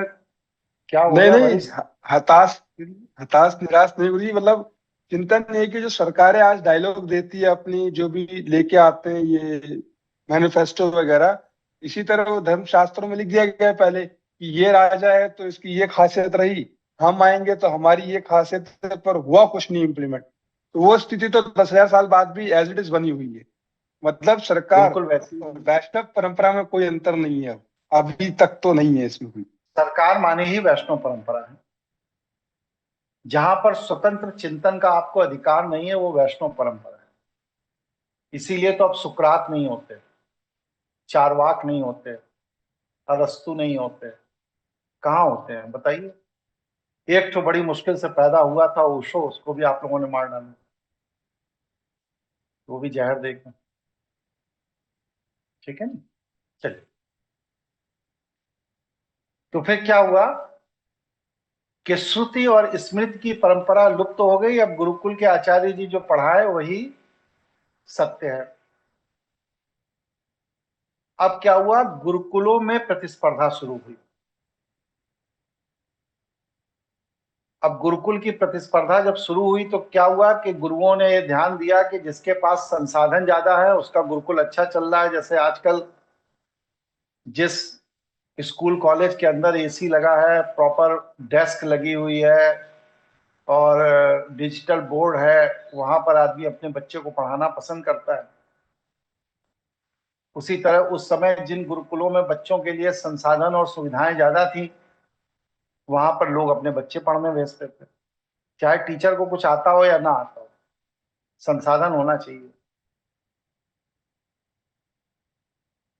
तो फिर इन गुरुकुलों के आचार्यों ने राजघरानों से अपने को अपग्रेड करने के लिए मदद लेना शुरू किया। जब राजघरानों से कर्ज पर पैसा लेकर गुरुकुलों को अपग्रेड करना शुरू किया तो राजा फ्री में तो पैसा देगा नहीं, वो सूद सहित वसूलेगा। तो यहां से वैदिक ज्ञान का व्यवसायीकरण शुरू हुआ। अब गुरुकुल ज्ञान का केंद्र ना होकर के धन उगाही का केंद्र हो गए। जो उसमें ज्यादा स्मार्ट थे उन्होंने राजा से कहा कि भाई ऐसा है कि आप मुझे 1 करोड़ रुपए की मदद करिए। कहा तुम बदले में क्या दोगे? कहा भाई देखिए ऐसा है कि बदले में हम आपको 100 कर्मचारी लाइफ टाइम दे देंगे। तो क्या हुआ, राजा को 100 कर्मचारी विश्वास के पढ़े लिखे समझदार लाइफ टाइम मिल गए। अब क्या हुआ कि इनके यहाँ के बच्चे का कैंपस सिलेक्शन हो गया, गुरुकुल से सीधे राजा के यहाँ नौकरी करने पहुंच गए और लोग इनके यहाँ बच्चे भेजने लगे कि भाई वहां पे पढ़ाएंगे तो सीधे राजा के राज दरबार में नौकरी मिल जाती है, इसलिए वहां भेजो। तो ये गुरुकुल गुरुकुल नहीं रह गए, राजाओं के लिए कर्मचारी उत्पन्न करने के केंद्र पे परिवर्तित हो। फिर क्या हुआ कि गुरुकुलों ने जब राजा से अपनी इंटीमेसी बढ़ाई, राजा ने आर्थिक मदद की, बदले में इन्होंने कर्मचारियों को देना शुरू कर दिया। तो फिर गुरुकुलों ने वैदिक ज्ञान को उठा के किनारे रख दिया। अब उन्होंने अपने खुद के धर्मशास्त्र बनाने शुरू किए गुरुकुलों ने, और जो अपने धर्मशास्त्र बनाने शुरू किए देश काल परिस्थिति के अनुसार, उन धर्मशास्त्रों को नाम दिया स्मृति। मनुस्मृति नाम सुना है आप लोगों ने? जी गुरु जी। तो क्या हुआ कि वो गुरुकुलों के अलग अलग सिलेबस बनने लगे और इन सिलेबस को जो डिजाइन करते थे उनको कहते थे व्यास। 28 व्यास हुए हैं टोटल। एजुकेशन डिजाइनर जैसे लॉर्ड मैकाले ब्रिटेन के एजुकेशन डिजाइनर थे, उसी तरह हमारे यहाँ भी एजुकेशन डिजाइनर हुए हैं 28 अलग अलग समय। ये जो कृष्ण द्वैपायन व्यास हैं जिन्होंने महाभारत लिखी, ये आखिरी व्यास हुए। इसके बाद व्यास परंपरा खत्म हो क्योंकि महायुद्ध हो गया, गुरुकुल ही खत्म हो गए, सब राजा मर गए, अब व्यास की जरूरत खत्म हो गई समाज में, इसलिए ये आखिरी व्यास। सोचिए महाभारत युद्ध से कितनी क्षति हुई। फिर इन धर्म शास्त्रों के जो निर्माता हुए व्यास, उन्होंने, क्योंकि अब राजाओं के यहाँ कर्मचारी देने थे, तो जैसे आपके यहाँ अमेरिका के लिए लड़के तैयार करने हैं तो आप क्या आईआईटी में पढ़ाते हैं, टेक्निकल नॉलेज, एडमिनिस्ट्रेटिव नॉलेज के लिए उसको एमबीए आईआईएम में पढ़ाने लगते हैं। तो उसी तरह राजघरानों के कानून को इम्प्लीमेंट करने के लिए गुरुकुलों में जो एजुकेशन सिस्टम शुरू हुआ, जिससे कि जो लड़के जाकर राजघरानों में नौकरी करें उन्हें मालूम हो कि उनके राज सत्ता को किस तरह चलाना है, तो उन ग्रंथों का नाम रखा गया स्मृति। ये हर देश काल परिस्थिति के अनुसार अलग अलग हैं। कुल 18 स्मृतियां हैं जिन्हें सर्वश्रेष्ठ माना गया है, लेकिन हर राजा ने अपने अपने शासन को चलाने के लिए अलग अलग तरह की स्मृति का निर्माण किया। तो लगभग 100 से अधिक तरह की स्मृतियां हमारे यहाँ चलन में है। ये स्मृति का तात्पर्य हो गया उस देश का कॉन्स्टिट्यूशन, उस राजा का संविधान। और फिर उसके जो बाइलॉज हुए, जैसे आप एक्ट कहते हैं, ये हुई उप स्मृति। तो अब गुरुकुल के बच्चे विद्वान नहीं हुए, बल्कि स्मृति और उप स्मृति को एग्जीक्यूट करने वाले कर्मचारी बन गए।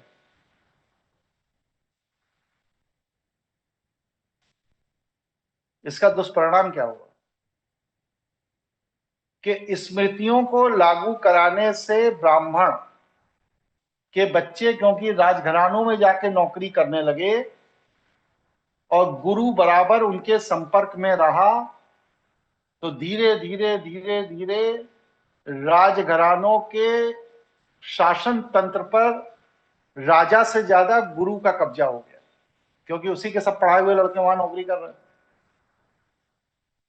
अब राजा क्या रह गया? मॉडल रह गया।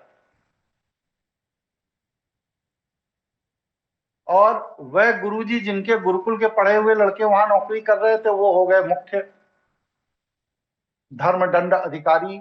वो धर्म का दंड लेकर बैठ गए। फिर राजा इतना निर्बल हो गया कि वह धर्म दंड के अधीन राजा भी आ गया, क्योंकि वो जो पूरा का पूरा पैराफेनेलिया था, राजा का पूरा जो शासन व्यवस्था थी, वो एक गुरुकुल के आचार्य के द्वारा निर्मित, और उसको एग्जीक्यूट करने की पूरी टीम गुरुकुल के आचार्य की थी।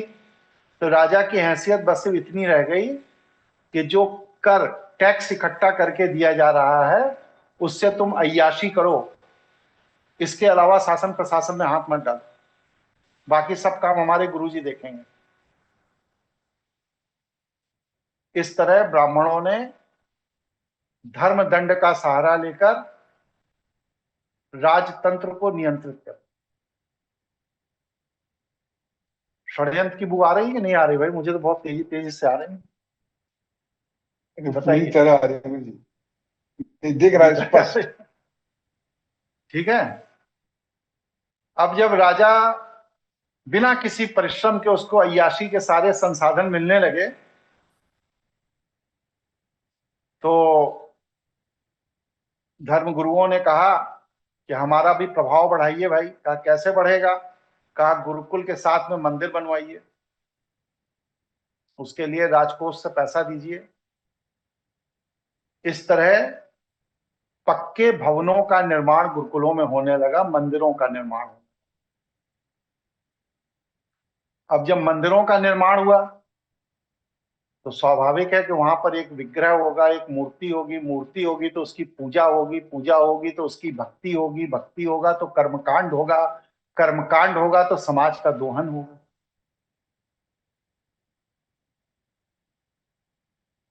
तो राजा के निर्बल पड़ने पर गुरुकुलों के व्यवस्थापक जो थे, उन्होंने मंदिरों का निर्माण करके वहां पर विग्रह स्थापना करके पूजा भक्ति शुरू करा के कर्मकांड के द्वारा समाज का शोषण शुरू किया।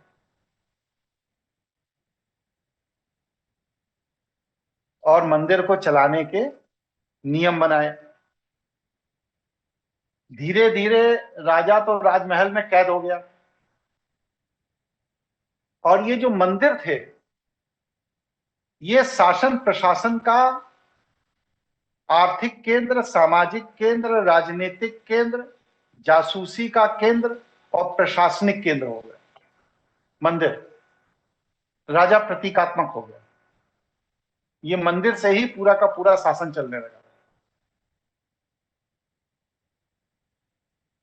मतलब मंदिर राजा के समानांतर सत्ता मानी जाने लगी। अब ये हुआ कि भाई मंदिर राजा के समानांतर हो गया, पूरा का पूरा समाज अब मंदिर कंट्रोल कर रहा है, तो कहा फिर क्या है? कहा राजा का काम बस सिर्फ राज्य की रक्षा के लिए लड़ना और अय्याशी करना रह गया, बाकी सब काम मंदिर कर लेगा। तो मंदिर जो है वो धीरे धीरे धीरे धीरे संगठित गिरोह में कन्वर्ट हो गया।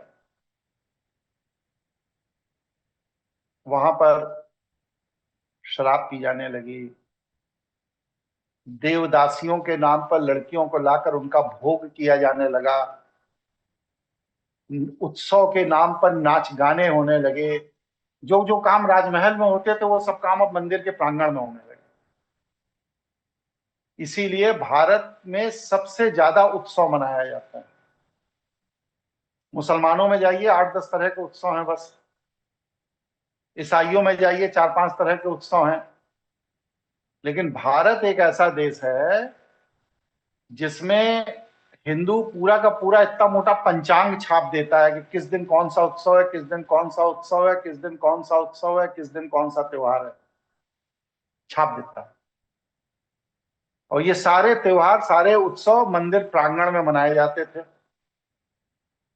जिस मंदिर प्रांगण में जो उत्सव मनाया जाता था उस उत्सव में राजा चल के आता था मंदिर। मतलब राजा के राजघराने के अंदर जो अय्याशी थी, उस अय्याशी और राज्य पर लड़ने के अलावा बाकी सब काम मंदिर में होने लगे। और वह जो राजा था वह जिस तरह की अय्याशी में लिप्त होता था वो सारे के सारे अय्याशी के केंद्र मंदिरों में हो। ऐसा ही होता है ना, मंदिरों में उत्सव मनाया जाता नहीं मनाया जाता? मैं गलत अलग तो नहीं बता रहा हूं तो आप मेरा विरोध करिए।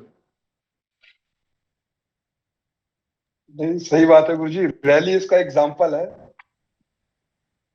पूरा वृंदावन है, किसी का क्या उदाहरण देना। दक्षिण भारत जाइए, एक से एक मंदिर है, उनके उत्सव स्थल 10-10 एकड़ 20-20 एकड़ के उत्सव स्थल है। बहरहाल अब मंदिर जो है वो संगठित गिरोह हो गए। फिर अब इन गिरोह के लिए भी भाई सरगना चाहिए, मुखिया चाहिए। तो परंपरा बनी 7 गांव के ऊपर एक मंदिर और 21 मंदिरों के ऊपर एक मठ और 21 मठों के ऊपर एक तीर्थ और 21 तीर्थ के ऊपर एक पीठ। इस तरह की धार्मिक संरचना बनी। परिणाम क्या हुआ कि राजा के लगान का पैसा राजा की अय्याशी के अलावा बाकी बचा हुआ पैसा मंदिरों के माध्यम से मठों में, तीर्थों में और पीठों में जाना शुरू हो गया। धन डाइवर्ट हो गया और ये मठों तीर्थों में बैठे हुए लोग भगवा पहनकर वहां पर वो सारे अय्याशी करते थे जो राजा करते थे, और कहने को सन्यासी। इस तरह हमारा धार्मिक ढांचा धीरे धीरे राज सत्ता का वैकल्पिक ढांचा हो गया। इन मंदिरों में रहने वाले ब्राह्मण, तथा कथित शब्द हम प्रयोग कर रहे हैं क्योंकि अब तो ब्राह्मण रहे नहीं, अब तो अय्याश हो गए। वहां पर दुनिया के सारे पाप कर्म करने लगे। जब मंदिरों में पाप कर्म बढ़ा तो उनका विरोध शुरू हुआ, विद्रोह शुरू हुआ, नए विचारक आए, तब ज्ञान की एक नई शाखा निकल कर आई जिसे हम लोगों ने कहा नास्तिक। नास्तिक शाखा माने जो मंदिरों के अस्तित्व को नहीं मानते। इसके जो सबसे बड़े विरोधी हुए वो हुए चार्वाक, लोकायत मत। ये ब्राह्मण के लूट के सभी सिद्धांतों को नाकारते थे। ईश्वर, आत्मा, परमात्मा, लोक, परलोक, स्वर्ग, नर्क, पुनर्जन्म, सब सिद्धांत को नाकारते थे चार्वाक जी। गौतम बुद्ध हुए, उन्होंने कहा नो गॉड नो सोल, ना भगवान है ना आत्मा है, ये सब कल्पनाएं हैं। जो प्रत्यक्ष है और प्रत्यक्ष आधारित अनुमान है वही प्रमाण है, बाकी सब व्यर्थ है। पूरा उन्होंने वैदिक इंफ्रास्ट्रक्चर को हिला दिया। और तीसरे इसमें हुए जैन दर्शन के साधक, महावीर जैन जी थे उसमें। उन्होंने कहा कि आत्मा की शुद्धता, सर्वज्ञता और आत्मा को आनंदित रखना ही मनुष्य का सर्वश्रेष्ठ कर्म है। और आत्मा आनंदित कब रहेगी? जब आप अहिंसक तरीके से जीवन जिए। गौतम बुद्ध हिंसा को मना नहीं कर रहे। इसीलिए देखिए गौतम बुद्ध के जितने अनुयायी पूरे एशिया में हैं वो सब मांसाहारी। बुद्ध ने हिंसा को मना नहीं, लेकिन जैन ने हिंसा को मना किया, क्योंकि इनका कहना यह है कि अगर व्यक्ति नॉनवेज खा रहा है तो उसकी आत्मा शुद्ध, सर्वज्ञ और आनंदमयी हो ही नहीं सकती।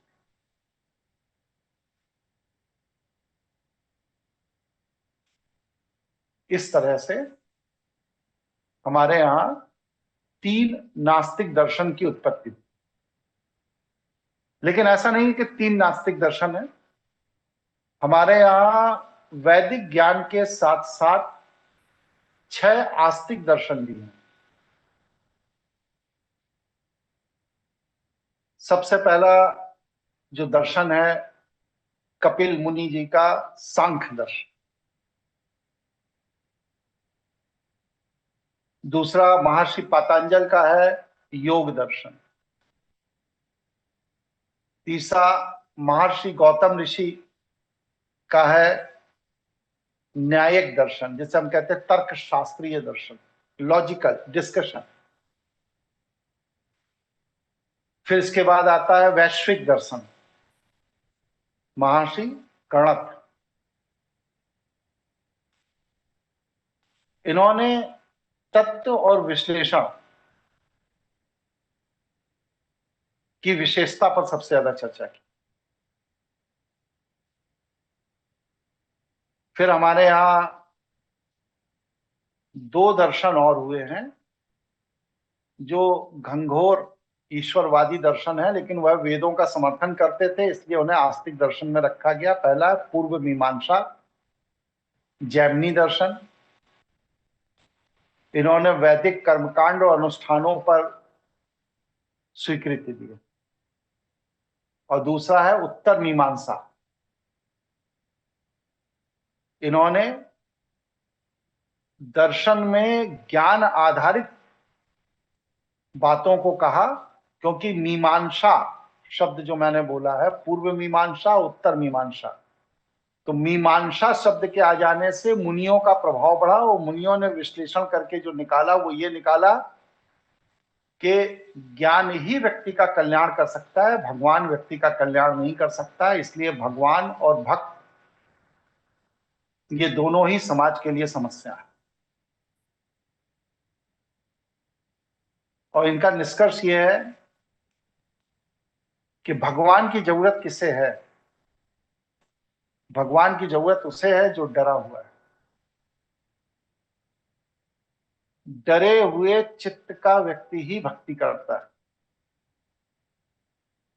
निर्द्वंद जीवन जीने वाला व्यक्ति किसी भगवान को तेल नहीं लगाता। और भगवान आपका कोई सहायक नहीं है, भ्रम है। आपको कार्य कारण के सिद्धांत को समझना पड़ेगा, वही शायद जीवन शैली आ गई। अपनी वृत्ति को समझना पड़ेगा, प्रकृति के सिद्धांतों को समझना पड़ेगा, और उसके अनुसार अपनी वृत्ति को जब तक आप नहीं बदलेंगे तब तक कोई भगवान आपका सहायक नहीं। इस तरह से पूरा विषय आज मैंने पूर्ण किया। ये हमारे धर्म का क्रमिक विकास है और धार्मिक षड्यंत्र। किसी के मन में कोई प्रश्न, कोई जिज्ञासा हो, पूछ सकते है कोई प्रश्न? क्लियर है गुरु जी, स्पष्ट। सब स्पष्ट हो गया? मुझे मेरा एक प्रश्न है। बोलिए। गुरु जी, जब हमने ये जो कुछ पूरा का पूरा जो आपका वक्तव्य था, इसमें जो षड्यंत्र था ये साफ साफ देवताओं का था। तो जब हम बात करते हैं कि हमें देव ऊर्जाओं से सहयोग लेना है, तो हम उन किन देवों की बात करते हैं जी? इन देवों की तो मुझे नहीं लगता कि इन देवों की बात करते होंगे जी हम। इनकी बात नहीं करते हैं। देव ऊर्जा का मतलब यह है कि भगवान शिव का अनुगमन करने वाली शक्तियां, जिसे आप देव गण भी कह सकते हैं। जी गुरु जी। ठीक है गुरु जी। भगवान शिव के जो गण हैं उनका मतलब उनसे। गुरु जी। अब कोई प्रश्न किसी का शेष तो नहीं? ठीक है, वीडियो एडिट करके आपको दे दिया जाए। नमस्कार। धन्यवाद गुरु जी। प्रणाम गुरु जी। प्रणाम। सब लोग मंत्र जप में लोगों की संख्या बढ़ाइए। 10-10 लोग हर व्यक्ति जोड़िए। अगर मंत्र जप में आप 10 व्यक्ति नहीं जोड़ रहे हैं तो आप मुझसे कुछ नहीं सीख रहे हैं। जोड़िए, ये आपका कर्तव्य है। यही मेरी गुरु दीक्षा है। मैं जो इतनी मेहनत से ज्ञान देता हूं उसके बदले कम से कम 10 लोगों को जोड़िए। तो ठीक है, नमस्कार।